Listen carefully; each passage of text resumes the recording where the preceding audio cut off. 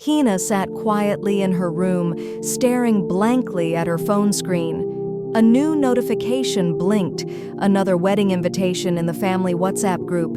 This time it was her cousin, 4 years younger than her, getting married. Her heart sank. That same familiar ache returned, a mixture of sadness, jealousy, and silent heartbreak. She whispered softly, "Ya Allah, when will it be my turn?" As days passed, that ache grew stronger. She started avoiding family gatherings, not because she disliked anyone, but because she couldn't bear hearing that one painful question anymore. "Betty, when will we hear your good news?" Weeks turned into months, and slowly, her bright smile faded. Hina began to believe maybe she wasn't worthy of marriage.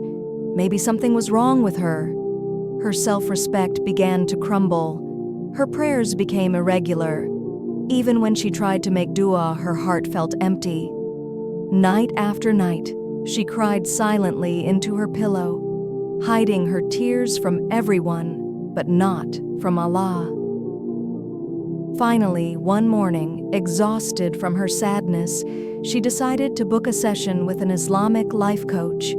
She didn't know what to expect, only that she couldn't keep living like this. When Hina entered the room, her eyes were swollen from crying.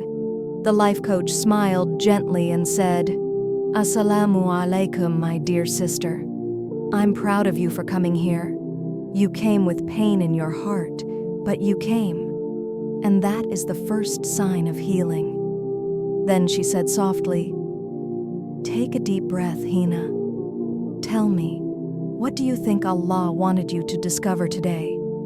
At that moment, Hina broke down completely. Through her tears, she said, "Sister, all my friends, my cousins, everyone is getting married. I pray, I make dua, I stay patient, but nothing changes. I feel jealous, I feel sad, sometimes even angry at my situation.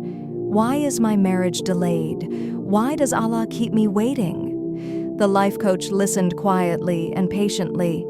After a moment, she smiled and said, "Hina, your feelings are real, but let me remind you what the Quran teaches about delays." Then she recited the verse, "But perhaps you dislike something which is good for you, and perhaps you love something which is bad for you. Allah knows and you do not know." Surah Al-Baqarah 2:216. She continued, "A delay doesn't mean denial. Sometimes Allah protects us from something we can't see.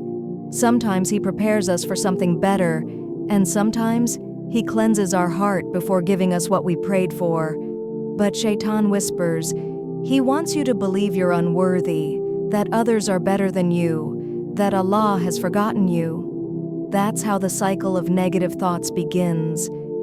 The coach explained that jealousy is a natural human emotion, but if not controlled, it poisons the heart. The Prophet ﷺ said, "Beware of jealousy, for it consumes good deeds like fire consumes wood." Constant comparison only brings sadness, she added. Your marriage, Hina, is written. It's your rizq, your destiny, and it will reach you at the perfect time, not a second early, not a second late.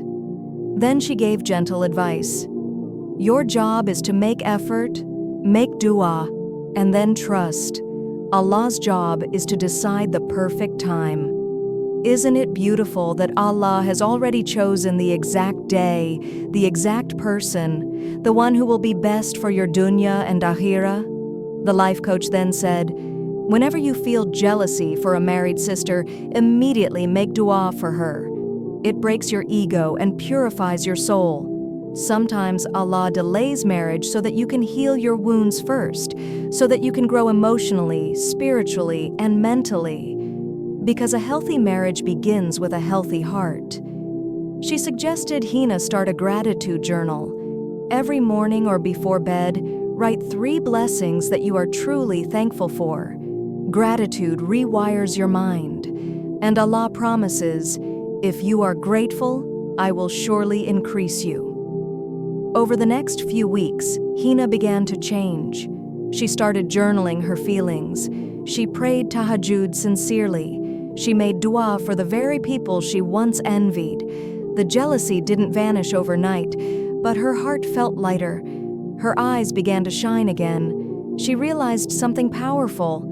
Her delay wasn't a punishment. It was protection. It was preparation. One evening, while walking home after work, Hina looked up at the sky and smiled. "Ya Allah," she whispered, "I won't ask when anymore. I'll only ask for what's best at the right time. I trust you." And that night, she slept peacefully. For the first time in months, her sadness had turned into hope, her jealousy into dua, and her pain into tawakkul. Trust in Allah's perfect plan, because when Allah delays something, He's not denying you.